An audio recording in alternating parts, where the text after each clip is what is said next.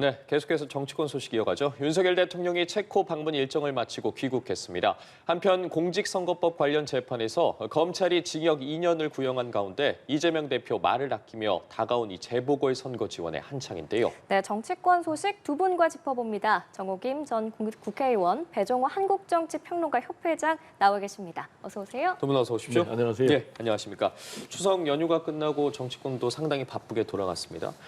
먼저 윤석열 대통령이 체코 방문을 마치고 귀국을 했는데 오늘 새벽에 이제 귀국하면서 이제 신규 원전 수주를 중심으로 전략적 동반자 관계를 강화를 했습니다. 이번 순방에 대해서는 좀 어떻게 보셨습니까?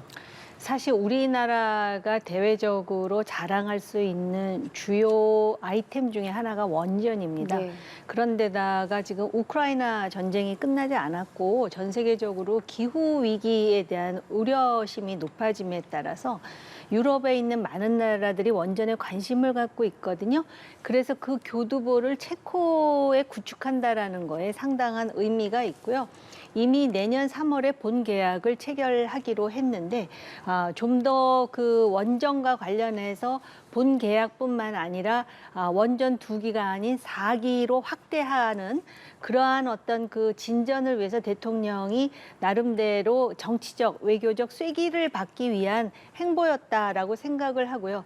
요번에 이 사업이 잘 되면 아마 폴란드라든지 그동안 원전에 대해서 굉장히 관심이 없었던 영국이라든지 또 북유럽의 많은 나라들이 소위 메이드 인 코리아 원전에 대한 관심이 높아지는 하나의 계기를 만들었는데 단지 문제는 이렇게 이제 한국이 앞서 나가다 보니까 프랑스라든지 미국이 지금 이제 발목을 잡는 형국이 되어버렸습니다. 그래서 웨스팅하우스가 주장하는 원천 기술과 관련해 가지고 향후에 어떤 외교적인 실타래를 푸느냐라는 그런 숙제는 조금 남아 있기는 하지만 이 한국의 원전이 정시에 그리고 다른 나라에 비해서 가격도 굉장히 가격 효율적이고 그다음에 일단 한국 원전이 들어가면은 이것이 하나의 연계로 원전뿐만이 아니라 2차 전지라든지 또는 AI라든지 그 상당히 고수준에 있는 한국의 그런 어떤 산업이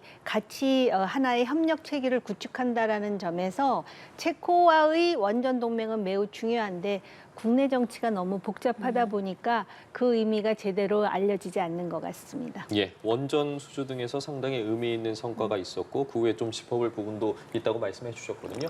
어떻게 보셨습니까? 전체적으로 보면은 이제 분위기는 있었지만은 구체적인 결과물은 나오지 않았죠. 아시겠지만 이번에 이제 체코 공식 방문 윤석열 대통령 이건데 핵심이 원전 세일즈를 위한 그런 이제 순방 방문이라고 봐야 되지 않겠습니까? 그래서 두 대통령이 이제 정상회담을 통해서 앞으로 굉장히 한수원 한국수력원자력이 체코의 원전 수주하는데 좀 낙관적으로 본다.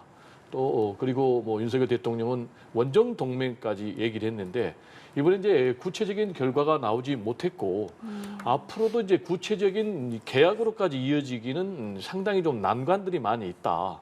결정적인 난관은 이제 미 웨스팅하우스가 원청 기술을 갖고 있는데 여기서 이제 기술 사용을 허락을 해주지 않으면 현실적으로 지금 대한민국 한수원이 원전 계약을 체결할 수 없는 그런 상황이거든요. 그래서 첫 번째로는 미국 정부의 외교적인 협력이 있어야 되겠고 두 번째로는 이 미 웨스팅하우스가 허락을 해준다 할지라도 그에게 이제 기술료를 줘야 되거든요. 실제로 이제 바라카 원전 같은 경우는 총 186억 달러가 계약이 됐는데 이 가운데 이제 20억 달러를 기술 사용료로 미 웨스팅하우스에 줬거든요. 예. 그렇다면 이제 이번에 과연 총 40조 정도로 규모가 예상이 되는데 미 웨스팅하우스가 기술 사용료로 얼마를 요구할 것인지. 근데 이제 일각에서는 물론 우리 정부에서는 뭐 가짜 뉴스라고 얘기하지만 덤핑을 지금 했다라는 그런 얘기도 들고 있거든요. 만약에 그래서 이제 덤핑을 했을 경우에 그에게 기술 이전료를 주면 남는 것이 무엇이 있느냐라는 그런 문제도 있기 때문에 상당히 이 부분이 가장 큰 난관이 아닌가 생각이 됩니다. 제가 간단하게 예. 좀 반론을 드리자면 우리가 80년대, 70년대에 원전이 유치됐을 때 웨스팅하우스로부터 원천 기술을 받은 것은 맞지만 지금 원천 기술이라고 하는 거는 대체로 지금 국산 기술로 지금 바뀌었을 뿐만 아니라 지금 미국과 체코와도 원자력 협력 협정이 맺혀져 있기 때문에 이런 경우에는 우리가 원전을 팔 때 웨스팅하우스가 신고만 하면 되는 거거든요. 근데 지금 웨스팅하우스가 일종의 지금 발목을 잡는 그런 상황입니다. 그런데 이것이 기업의 문제라고 해서 미국 정부도 지금 어느 정도 거리를 두고 있는 이런 상황이고 전문가들에 의하면 이럴 경우에 과연 웨스팅하우스가 이렇게 자신의 어떤 지분을 주장할 수가 있는가? 2009년하고는 전혀 경우가 다르다라는 것이 지금 전문가들의 입장이기 때문에 이 부분은 오히려 전문가들을 통해서 무엇이 문제이고 웨스팅하우스가 원하는 것이 무엇이고 그들의 계산이 무엇인지를 알아야지 우리 내부에 정확한 정보 없이 마치도 웨스팅하우스의 원천 기술 때문에 우리가 안 된다라고 생각하는 거는 오히려 웨스팅하우스로 하여금 정치적으로 그 우위를 점하게 하는 그런 우를 범할 수도 있다라는 점에서 우리가 굉장히 조심스럽게 접근해야 된다고 봅니다. 제가 덧붙일 좀 말씀 있으시죠? 첨언을 해야 예. 되겠는데요. 저는 지금 팩트를 얘기하는 거거든요. 지금 이제 미국의 정부가 이 원전 관련해서 기술 수출 통제를 하고 있어요. 구체적으로 근거는 핵 공급 그룹 지침에 따라서 미 정부가 이걸 통제를 하고 있습니다. 그래서 이걸 이제 기술을 제3자로 이전하기 위해서는 미국인 또는 미국 법인이 미 정부에 신고를 해야 되거든요. 그래서 이 절차가 없으면 현실적으로 대한민국이 미 웨스팅하우스가 갖고 있는 원천 기술을 사용할 수 없습니다. 그래서 제가 이걸 근거로 아까 말씀을 드린 겁니다. 네, 네. 저도 사실에 근거해서 말씀드렸습니다. 예, 알겠습니다. 자, 이 얘기 이어가 보도록 하겠습니다. 자, 24일 오는 화요일이죠. 대통령과의 만찬 회동이 예정되어 있습니다. 국민의힘 한동훈 대표가 현안들이 참 많아요. 특히 의정 갈등 해소를 위해서 어떤 논의가 오고 갈지가 가장 집중이 되고 있는데 한동훈 대표가 윤석열 대통령에게 독대를 요청했다는 소식이 좀 전에 전해졌거든요. 그러면 보시기에 독대 가능성은 얼마나 있다고 보세요? 지금 대통령 입장에서 독대를 받아들일 것이냐 안 받아들일 것이냐를 생각할 겨를도 없다고 저는 개인적으로 생각합니다. 당연히 독대가 있어야 되고요. 독대를 통해서 결과물을 지금 내놓아야 됩니다.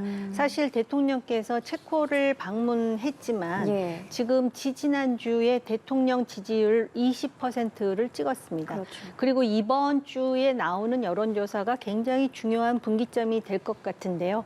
여기서 반전을 모색하는데 적극적이지 않다면 과연 여론이 또 어떤 식으로 대통령을 압박할지 누구도 예단하기 어렵습니다. 거기다 또 새로운 변수들이 자꾸 등장하지 않습니까? 영부인의 그 선거 개입과 관련한 의혹이라든지 뭐 여러 가지 그 악재가 쏟아지고 있는 상황에서 지금 의대 정원과 관련한 의정 갈등을 푸는 모멘텀이 예. 여당과 정부에 의해서 제공되지 않는다면은 이것 자체가 대통령과 당과 한동훈 대표를 공동 추락시키는 그런 소재가 될 수밖에 없습니다. 그래서 네. 좀 더 정무적인 판단을 했으면 하는 개인적인 바람이 있습니다. 네, 지금 이 만찬이 추석 전에 예정이 됐다가 한 차례 미뤄지면서 24일에 열리게 된 건데 한동훈 대표가 요청을 했고 대통령실의 답변을 기다리고 있다고 했는데 어떤 답변이 나오게 될까요? 일단 한동훈 대표가 윤석열 대통령에게 이제 독대를 요청을 했는데 예. 제일 중요한 것은 뭐 윤석열 대통령이 받을 것이냐 안 받을 것이냐 이게 이제 중요한 거 아니겠습니까? 제가 볼 때는 받을 것이다. 왜냐하면 지금 상황이 받을 수밖에 없는 상황이기 때문에 예. 그렇습니다. 계속해서 우리가 다루고 있지만 지금 윤석열 대통령 같은 경우 취임 이후에 지금 최저 지지율을 기록하고 있거든요. 20%.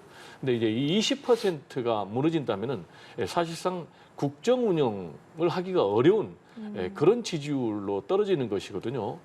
그렇게 되면 이제 실물 대통령을 넘어서 정권 유지가 어려운 상황으로 치닫고 있기 때문에 윤석열 대통령도 한동훈 대표하고 갈등을 봉합을 해서 이 갈등을 수습하는 그런 모습을 보여줘야 됩니까? 그래서 지지율을 반등시키겠다라는 그런 필요 때문에 제가 볼 때는 만날 가능성이 높고요.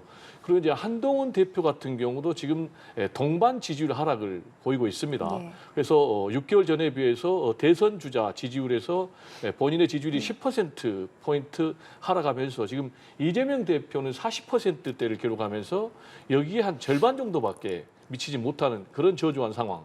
여기에다가 또 보수 여권의 텃밭이라고 할 수 있는 이제 TK, PK에서도 이재명 대표에게 대선 주자 지지율에서 지기 때문에 어떻게든지 좀 본인도 반등을 해야 된다. 그러기 위해서는 첫 번째로 좀 갈등을 수습하는 그런 모습을 보여줘야 되고 당장 직면한 문제가 여야 의정협의체를 가동을 시켜서 예. 지금 의료 대란에 대해서 어느 정도 해법을 내놔야 되는 게 이게 가장 큰 숙제 아니겠습니까?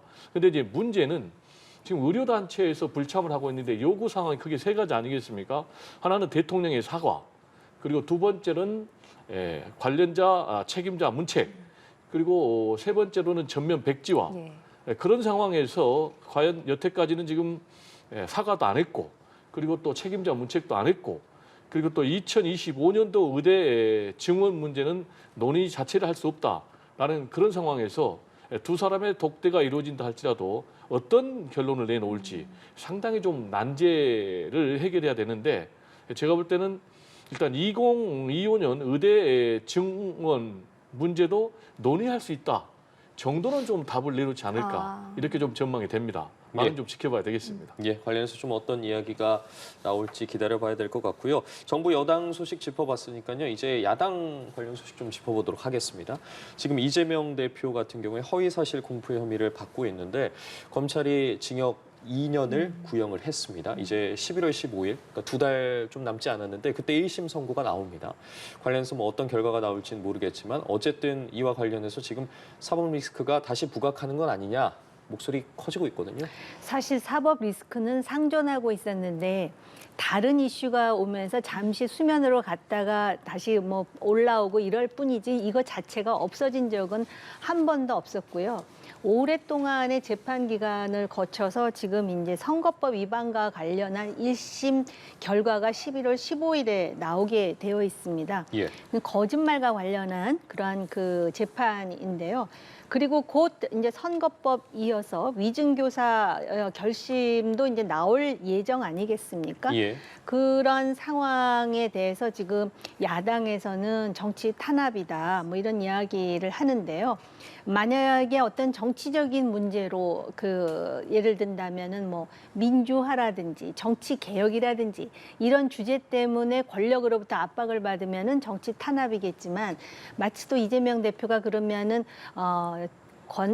권력과 검찰의 정치 탄압을 하나의 그 명분으로 주기 위해서 거짓말을 했다라는 것인가? 그거는 좀 앞뒤가 맞지 않는 얘기 아니겠습니까? 그렇기 때문에 재판 결과에 대해서 또는 재판 예상에 대해서 정치권에 있는 사람으로서 말하는 것은 적절치 않다라고 봅니다. 아마 재판부도 굉장히 고민이 많다 보니까는 사실 판결이 지금 11월 15일이나 나온다는 것 아니겠습니까? 네. 그러나 여기서 만약에 벌금 100만 원 이상의 유죄가 나온다면은 이재명 대표의 정치 생명은 아무리 1심이라 하지만 상당한 타격을 받을 것이고 그래서 지금 이재명 1인 집중 체제임에도 불구하고 조심스럽게 지금 이제 그 소위 정치 재개의 기지개를 켜는 정치인들이 있다라는 거 아니겠습니까? 또 그렇게 그 처벌보다는 약한 그런 그 선거가 나온다 하더라도 그 정치인으로서 또는 대권 주자로서의 신뢰는 상당한 영향을 끼칠 것이고요. 만약에 무죄가 나온다면 1심이라 하더라도 완전히 향후의 어떤 정치적 행보에 날개를 다는 또 그런 그 결과가 나올 수도 있습니다. 재판과 관련해서 적어도 3권 분립이 이루어지는 자유민주주의 국가로서 재판부의 결정을 진지하게 지금 이제 지켜봐야 된다라고 생각하고 그 결과에 따라서 야당의 지형과 여야의 관계와 향후의 어떤 정치 상황에 엄청난 지각 변동이 있을 거라는 거는 뭐 물어보나 마나한 이야기겠죠. 예, 말씀해 주신 부분을 비롯해서 지금 이재명 대표 같은 경우에 일단 일단 좀 말을 아끼고 있는 모습이거든요. 뭐 재보궐선거 현장 지원에 집중하고 있는 모습도 보이고 있고요. 지금 중앙당 차원에서 뭐 여러 지역의 재보궐선거를 지원에 좀 집중하는 모습들을 보이고 있는데 이번 사법 리스크와 관련해서도 그렇고 지금 이재명 대표의 행보에 대해서는 어떻게 평가하시고 또 앞으로는 좀 어떤 모습들을 보이게 될지 여쭤보겠습니다. 일단 뭐 사법 리스크와 관련해서 얘기를 하고 예. 앞으로의 행보는 다시 한번 질문을 좀 나눠서 해야 될 것 같고요. 네. 일단 이재명 대표에 대해서 지금 공직선거법 허위사실 유포와 관련해서 지금 그 혐의를 물어가지고 검찰에서 징역 2년을 구형을 했거든요. 그럼 이제 가장 지금 쟁점이 과연 검찰의 징역 2년의 구형이 적정한 구형량인가라는 거거든요. 일단 이 양형 기준이 있습니다. 그 양형 기준에 따라서 구형을 하고 또 재판장도 판결을 내리는데 일단 징역 2년형은 사실상 최고형이다라는 얘기를 좀 드리고 싶고요. 네. 그러면은 과연 이재명 대표가 했던 그 발언이 징역 2년형에 해당하는 것인가라는 것과 관련해서 통상적으로는요.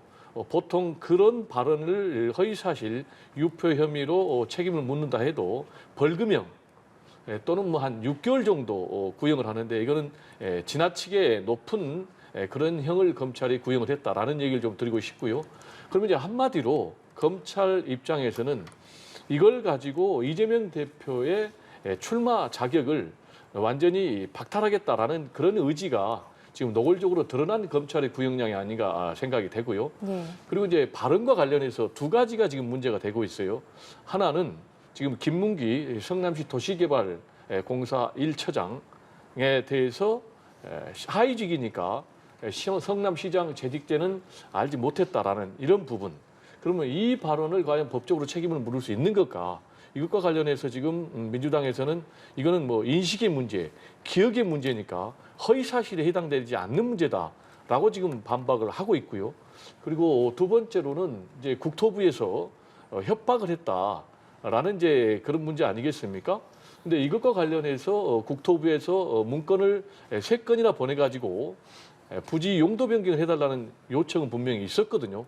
그럼 이 부분에 대해서 이재명 대표는 이제 압박을 느꼈을 것은 분명해 보이고요. 네. 다만 본인도 법정에서 좀 협박으로 한 것 좀 말이 꼬였다라고 이제 그렇게 얘기를 하고 있는데 압박과 협박 이 단어를 가지고 과연 징역 2년이나 구형을 하는 것이 맞는지 이런 부분을 좀 얘기를 드리고 싶고요. 앞으로 이제 그러면 11월 15일 날 1심 결과가 어떻게 나오느냐가 굉장히 중요한데요. 예. 만약에 벌금 100만 원 이상의 형이 나오게 되면은 이재명 대표는 대선 출마 자격을 박탈당하게 됩니다. 비록 1심이라 할지라도 정치권에 미치는 그 파장은 엄청날 거 보이고요. 예. 반면에 만약에 100만 원 미만이 선고가 된다라든지 무죄가 선고된다면은 이재명 대표는 대선 출마 자격이 유지가 됩니다. 그러면은 엄청난 탄력을 받게 되는 거죠. 날개를 달게 되는 거죠. 플러스 검찰의 2년이라는 구형이 한마디로 이재명 대표 죽이기 구형이다라는 그런 여론 때문에 검찰에 대한 국민적인 분노 또 현 정권에 대한 실망감이 더 커질 가능성도 있다라는 얘기를 드립니다. 예, 말씀하신 것처럼 그럼 이어서 이 부분 여쭤볼게요. 지금 이제 재보궐선거 남아 있는데 이재명 대표가 상당히 지원을 강화하고 있습니다. 지금 중앙당 차원에서 좀 나서면서 판이 커진 거 아니냐 이런 이야기들 나오고 있는데 어떻습니까? 네, 말씀하신 대로 판은 완전히 이제 전국판으로 커졌어요. 예. 그 이유는 이번 이제 10월 16일 재보궐선거가 4곳에서 이루어지지 않습니까? 전라도에서 2곳, 그리고 인천에서 1곳, 부산에서 1곳인데 문제는 이번 10월 재보선 결과에 따라서 10월 위기설이 지금 나오고 있다는 것입니다. 10월 위기설과 관련해서 만약에 여권이 참패하면 윤석열 대통령도 더 큰 위기, 그리고 한동훈 대표도 과연 대표직을 유지할 수 있을까라는 그런 위기에 봉착하게 되고 반면에 민주당이 참패하게 되면 이재명 대표도 상당히 참 타격을 입는다. 그리고 또 완전히 저조한 실적이 나오면은 조국 혁신당 대표도 타격을 입는다. 이래서 이제 10월 위기설이 나오는데 특히 지금 판세를 보면 민주당의 텃밭이라고 할 수 있는 호남, 그러니까 전남 영광과 곡성에서 지금 곡성에서는 민주당이 압도적으로 좀 우세를 보이고 있는데 지금 영광에서는 초박빙의 백중세단 말이에요. 예. 근데 이걸 뺏기게 되면 문제는 2026년 지방선거에서 조국혁신당이 교두보를 확보하게 되는 거예요. 그러면서 조국혁신당 플러스 조국 대표의 몸집이 상당히 커지는 거예요. 그렇게 되면 이제 조국혁신당 대표도 야권의 대권 주자로서 이재명 대표하고 또 경쟁을 할 수 있게 되는 거예요. 그래서 지금 조국 대표는 월세살이 하면서 여기에 총력을 기울이고 있고 이재명 대표도 23일 날 이 지역을 방문해서 지금 뭐 농민들하고 또 간담회 또는 뭐 회담을 한다는 거 아니겠습니까? 그래서 말씀하신 대로 판은 정말 커질 대로 커지고 있다라는 얘기를 드립니다. 11월에 이제 1심 판결이 나오면 그 결과가 어떻게 나오느냐에 따라서 한국 정치는 굉장히 변곡점이 될 수 있을 거다라고 보이는데 그런 상황에서 이재명 대표는 일단 말을 아낀 채 이렇게 재보궐선거 현장에 집중하는 이유는 뭐라고 보세요? 일단 그 11월의 1심 판결에 대해서 본인이 무슨 할 말이 있겠습니까?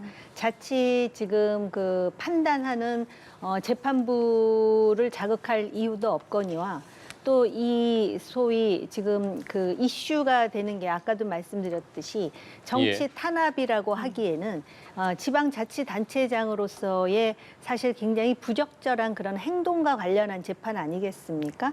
그렇기 때문에 10월 달에 재보궐선거에서 본인이 열심히 해가지고 승리를 하게 된다라면은 일단 그 호남에서 자리를 잡으려고 하는 그 조국 혁신당을 좀 제압할 수 있다라는 부분과 함께 만약에 호남뿐만이 아니라 지금 부산 금정구청장 그리고 인천 강화군수까지 상당히 좋은 점수를 얻게 되면은 이거는 물론 개인적인 그 의견이라 조심스럽긴 하지만은 재판부도 사람인지라 법리는 그 정해져 있지 모르겠으나 심리에 일정 정도 영향을 끼친다는 걸 우리는 수없이 많이 봐오지 않았습니까? 그렇기 때문에 본인은 차기 대선 주자로서 내가 이만큼 정치적 역량이 있다라는 걸 또 보여줘야 되는 것이고요.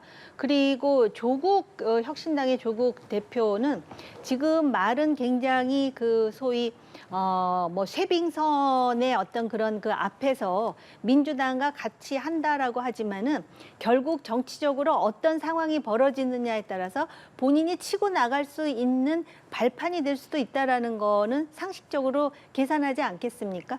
그러다 보니까는 특히 호남이라는 지역은 민주당에 있어서는 균형자 같은 역할을 하고 있습니다. 그래서 호남의 민심이 어떻게 달라지느냐에 따라서 그 조국 혁신당이 어떤 그 교두보를 마련하느냐의 여부가 결정나기 때문에 그런 과정에서 대표가 나섬으로써 지금 선거가 상당히 커졌고 이런 와중에 국민의힘으로서도 부산 그리고 인천에서 나름대로 괄목할 만한 승기를 잡지 않는다면은 대통령의 지지도와 함께 상당히 위기가 심화될 수 있다라는 것을 알기 때문에 판을 키울 수밖에 없는 상황인 것 같습니다. 예, 알겠습니다. 오늘 윤 대통령의 체코 방문 성과와 여야 대표의 상황까지 짚어봤는데요. 정호규 전 국회의원, 배종호 한국정치평론가협회장과 함께했습니다. 말씀 고맙습니다. 네, 고맙습니다. 감사합니다.